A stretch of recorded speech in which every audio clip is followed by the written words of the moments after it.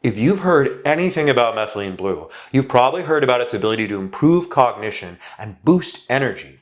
You might have even heard about its cancer immunoproperties and how it can help protect the body from cancer.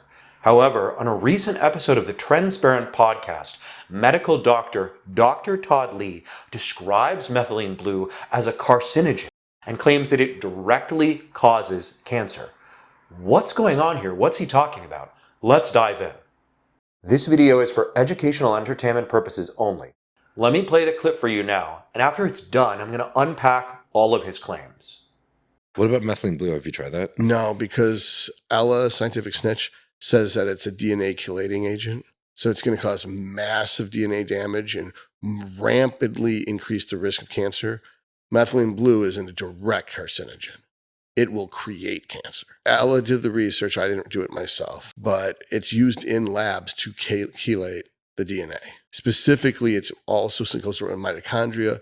It targets the mitochondria DNA for this, and the mitochondria DNA is even more fragile because normally when the DNA is wrapped around histone cores, it's protected. It has to be open and ready for transcription to get actually broken up and damaged by carcinogens. Mitochondria have a much more vulnerable DNA. I think the mitochondrial DNA has less histone core, or it's in a transcription available state more often so that there's more opportunity. I think it also gets in the way of the CD4 or CD1 and 2, which are basically anti-cancer checkpoints. Let's start at the top. Dr. Todd Lee describes methylene blue as a DNA chelating agent and claims it causes massive damage to DNA.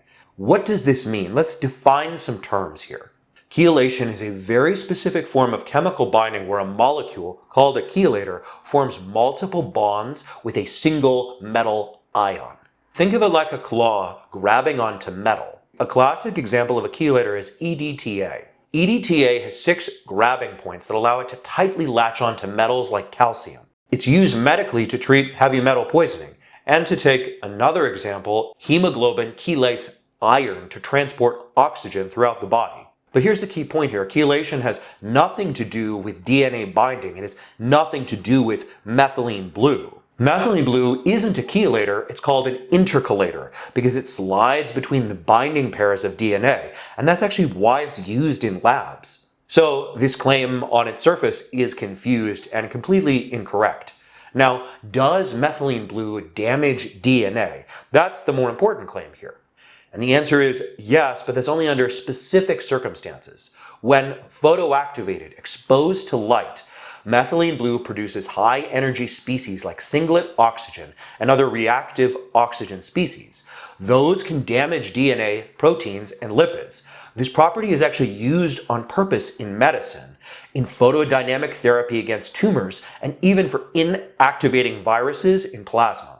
For example, during endoscopy, if you spray methylene blue on tissue and shine bright light, you can measure DNA damage markers going up in those cells.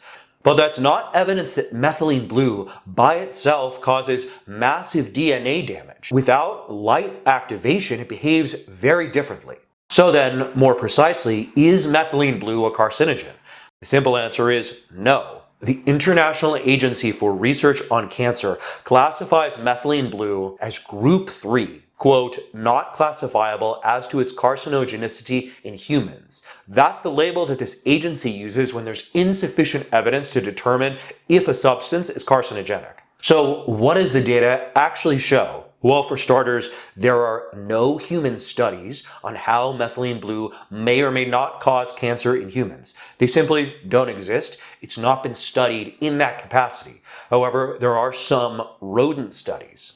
More specifically, in long-term rodent studies, methylene blue orally caused a few scattered findings. In mice, a higher rate of small intestine tumors in males, and in rats, a higher incidence of pancreatic islet cancer adenomas at 1 dose. But in most instances, the tumors were in historical control ranges, and the evidence was inconclusive. So, at the very least, the statement that methylene blue will cause cancer is just not supported by the literature. There's no clear evidence that methylene blue causes cancer in humans, and the evidence in rodents is mixed. Dr. Todd also talks about how mitochondrial DNA is particularly vulnerable, and he seems to suggest that methylene blue targets that DNA specifically. This claim is complicated and is half true. Methylene blue does accumulate in DNA because it's positively charged. At low doses without strong light, it often acts as a mitochondrial antioxidant and redox cycler, meaning it can actually be protective. At higher doses, and especially under light, it can promote oxidative stress and cause damage, so context matters. And yes, Dr. Todd is correct, mitochondrial DNA is more vulnerable than nuclear DNA. Nuclear DNA is wrapped around histones and organized into chromatin, which shields it. Mitochondrial DNA is small, circular, lacks histones, and sits right next to the electron transport chain, the main site of reactive oxygen species production. On top of that, mitochondria have fewer repair mechanisms than the nucleus. So, mitochondrial DNA is more exposed and accumulates damage more readily. But again, there's no evidence that methylene blue seeks out and destroys mitochondrial DNA. These things are not the same, so this claim is mostly false. Towards the end of the conversation, Dr. Todd starts talking about CD4, CD1, and CD2, and it's not really clear what he means here. I think he's actually mixing up terms, so it's not necessarily that he's incorrect. I think he's just confused because this terminology is very precise, and it's hard to just list off facts like this in a casual podcast-style setting. For example, he describes CD4 and CD1 and 2 as anti-cancer checkpoints, and that's just not accurate.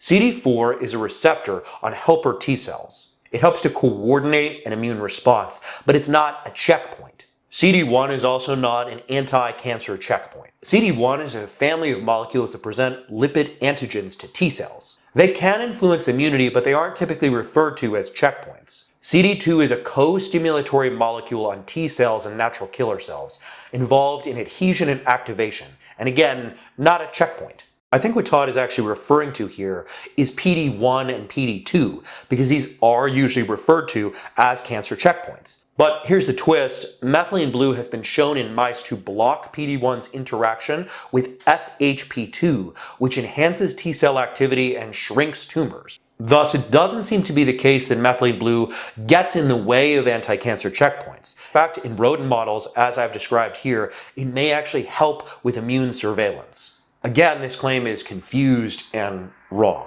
In summary, methylene blue is not a chelator, it's an intercalator. It is not deemed carcinogenic by the most qualified body to evaluate these things. There appears to be no evidence that methylene blue causes cancer in humans, and there's really only a few scant inconsistent findings that it is pro-cancer in mice and rodents. Additionally, there seems to be some evidence that methylene blue can actually strengthen cancer immunity. So, taken as a whole, essentially everything Dr. Todd says here is incorrect.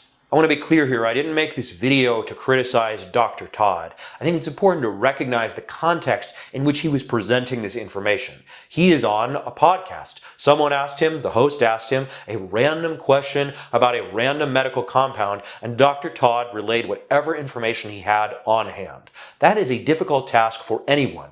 Even though he's a medical doctor, that doesn't mean he can speak extemporaneously on any and every compound that someone could use.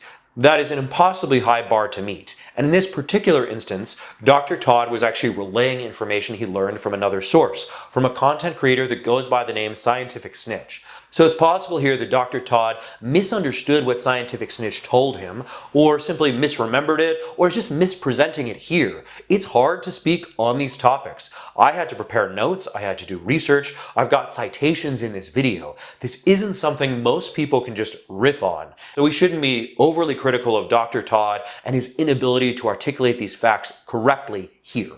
That being said, if you are ever considering using a supplement, a compound, a medication, you probably shouldn't turn to a casual podcast to make that decision for you. These topics are complicated and nuanced. Methylene blue specifically is a very complicated, weird compound that has existed for a long time and is innumerable off-label uses. It's hard to actually determine what it does and where and how it should be used. And so if you are considering using methylene blue or something like it, I urge you to dive deep into the existing literature before you make any rash decisions. So yes, at present, while it doesn't appear to be true that methylene blue causes cancer, it could cause other problems. And in the future, we could learn that it's carcinogenic. I certainly can't rule that out here. Just because methylene blue isn't a chelator doesn't mean it couldn't potentially cause cancer. We just don't know based on the information we have right now. Thanks so much for watching. If you found this video useful, please don't forget to like, share, comment, and subscribe. Appreciate you.